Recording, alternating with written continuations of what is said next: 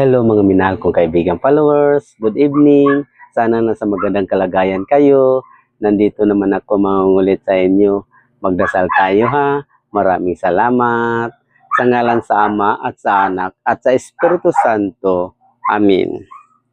Ama naming banal na may magandang busilak na puso, gamitin mo ang inyong karangalan at kapangyarihan upang dulutan ng lunas at awa ang mga dumudulog sa iyo, Panginoon, lalo na sa mga kaibigan ko at yung nanonood sa video na to. Kasama na rin ang aming mga pamilya, buong gili mong tunghayan, ang aming mga anak ngayon ay humihingi ng inyong tulong sa lahat ng aming pangangailangan, lalong-lalo na ang biyaya na ibinigay mo sa amin.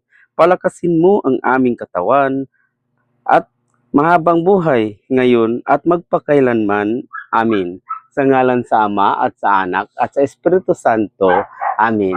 Babay mga minahal kong kaibigan followers. Good night. Salamat.